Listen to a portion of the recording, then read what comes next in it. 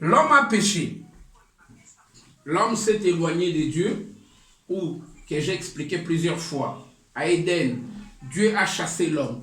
Et Dieu, une fois qu'il a chassé l'homme, il a placé devant la porte d'Éden des chérubins protecteurs avec des épées qui tournent. Donc, des chérubins protecteurs qui étaient devant l'entrée de l'Éden, on les a vus aussi en image devant le tabernacle. Devant le tabernacle, sur 3 niveaux du temple, même dans le temple, il y avait toujours un rideau qui empêchait l'homme d'accéder à la volonté de Dieu. Parce que l'homme avait fait un seul péché. Parce que quand Adam et Ève ont péché, ils n'ont pas insulté, ils n'ont pas menti, ils n'ont pas volé, parce qu'il n'y avait rien à voler, il n'y avait que eux. Donc ils n'ont pas fait des péchés, ils ont fait un péché. Et une fois qu'il a fait un seul péché, c'est ce péché qui a engendré des petits péchés. Dans notre vie aujourd'hui, quand on dit le péché d'Adam a été un seul péché. C'est pour ça que je pose toujours la question. C'est là même qui viennent nous dire que le péché d'Adam et Ève, c'était de faire l'impudicité ou le sexe, comme tout le monde aime bien le dire, quand le plaisir le prend, sans pour autant revenir à expliquer les gens. Dieu avait déjà béni, Dieu avait déjà créé l'homme et la femme, et il les avait déjà bénis en leur disant, multipliez-vous, remplissez la terre. Comment se fait-il qu'encore on peut se permettre de dire que ce péché-là était l'impudicité ou le sexe? Ou cette pomme-là était le sexe? On a posé cette question, mes amis branhamistes ont trouvé quand même la parade pour répondre à cette question. Ils ont dit qu'Ève a couché avec les serpents. Mon Dieu. Là, ils ont dit la sémence du serpent. Il a couché avec le serpent, oui. Et il a couché avec les serpents, ils ont eu un enfant qui s'appelle Caïn. Donc ça signifie que nous tous ici, on est les enfants des serpents. Mon Dieu. C'est là que nous comprenons que l'homme devient fou quand l'homme cherche à expliquer des choses qui ne sont pas explicables. Nous tous, en lisant nos Bibles, on a vu le péché qui n'était rien d'autre que la désobéissance. Pourquoi chercher quelque chose d'aussi simple et le compliquer? On t'a dit ne mange pas, avant d'aller chercher des interprétations à dormir debout, avant d'aller chercher des interprétations mystiques. On a dit ne mange pas de ce fruit-là. Ne mélange pas le bien et le mal. Humain que tu es, c'est moi qui t'ai créé. Je sais comment je t'ai créé. Tu ne pourras pas vivre à cet libre arbitre. Laisse-moi te diriger. L'homme à un certain moment à Éden, tout ce que l'homme a fait a refusé que Dieu puisse les diriger en absolu. C'est ce qui s'est passé. Dieu, j'ai expliqué ici la création de l'homme. L'homme a été créé avec des capacités intellectuelles. L'homme a été créé avec des capacités physiques. Mais ce que Dieu lui a dit, regardez bien les Écritures, même pour que l'homme puisse nommer les animaux, il fallait que Dieu puisse rassembler les animaux devant l'homme. Ce n'est pas l'homme qui est allé chercher les animaux. Pour que l'homme puisse rencontrer sa femme, la Bible dit qu'on lui a ramené sa femme. C'est pour ça que tout simplement vous verrez que dans les tabernacles, à partir des lieux saints et des lieux très saints, il n'y a pas de lumière extérieure qui rentrait.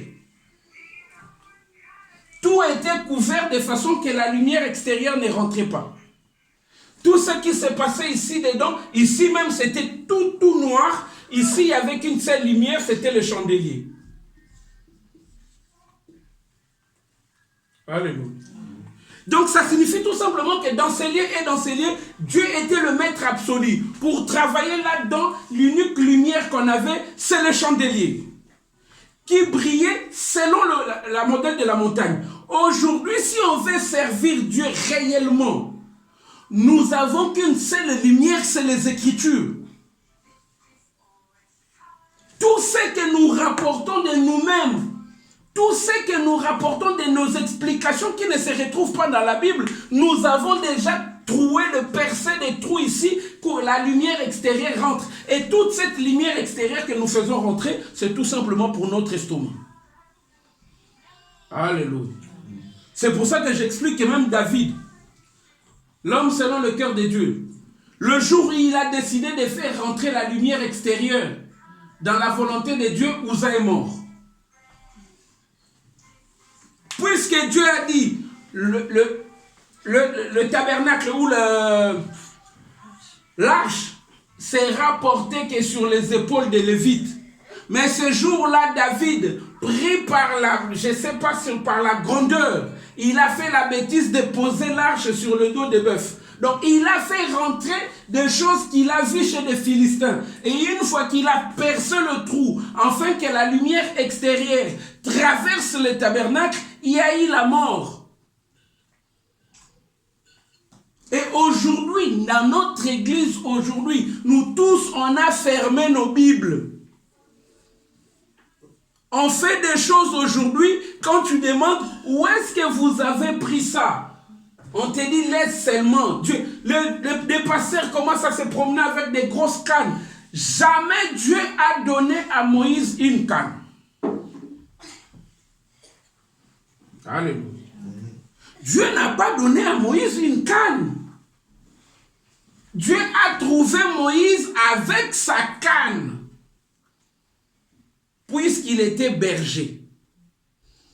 Il allait paître ses troupeaux à la montagne.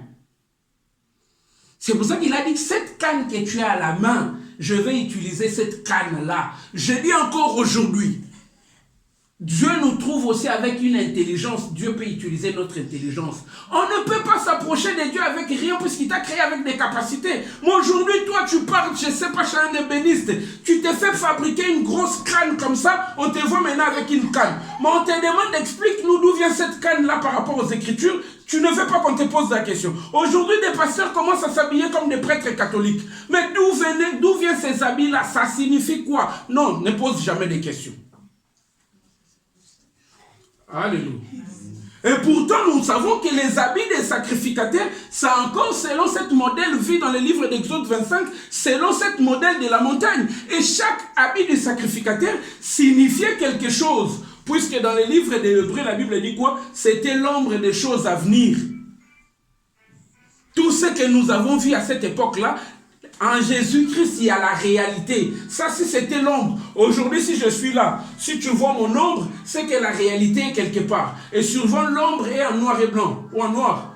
On ne distingue pas de couleurs. Mais dans la réalité, on distingue la couleur. Aujourd'hui, on devait avoir une explication plus approfondie des choses qu'on avait vues avant. Mais aujourd'hui, on a l'impression qu'au lieu d'avoir l'explication, on a encore l'ombre, il y a encore cette flou que les hommes de Dieu, on veut rapporter au peuple de Dieu, et la réalité de cette écriture qui dit, si la trompette est jouée en confusion, comment tu veux que le peuple sache l'ordre est donné? Aujourd'hui, on ne sait plus l'ordre qui est donné. Parce qu'à cette époque, en Israël, l'Israël s'est déplacé par rapport au son de la trompette. La Bible a dit, tu entends tel nombre de trompettes, vous emballez vos affaires. Quand on jouera tel son de trompette, un tel passera en premier, un tel viendra en deuxième. Mais aujourd'hui, si tu poses la question à l'église, quel est le son de la trompette du moment actuel de l'église? Plus personne ne sait. Nous tous, on est allés s'accrocher au miracle pour prouver notre irresponsabilité. Alléluia. Quand nous parlons du sang de Jésus-Christ, la Bible nous dit qu'il est rentré une seule fois. Et comme je dis toujours, j'explique, cette rideau du temple qui a été déchiré, laissez-moi, c'est la Bible qui le dit, à partir de Jérémie, dans les temples, il n'y avait plus l'arche. Tous nous le savons. Dans les seconds temples, il n'y avait pas l'arche. Donc, quand cette rideau est déchirée, c'est tout simplement, il nous a fait rentrer dans la réalité. La réalité physique, parce que les gens qui étaient ces jours-là ont vu que là-dedans, il y a un rideau, mais il n'y a plus l'arche. Et dans la réalité spirituelle. Quand tu viens dans ta vie, le sacrifice de Jésus-Christ aujourd'hui est permanent dans ta vie qu'une seule fois d'abord. Quand tu rentres et que tu donnes ta vie à Jésus-Christ par la foi et que tu acceptes Jésus-Christ dans ta vie, il a ôté en toi le péché d'Adam. C'est quoi le péché d'Adam? Je viens de le dire, l'incrédulité. C'est aussi simple que tout. Je sais qu'il y a d'autres explications que je donnerai plus tard sur ce sujet, mais aujourd'hui, je voulais faire ça très simple. Quand tu as accepté Jésus-Christ dans ta vie,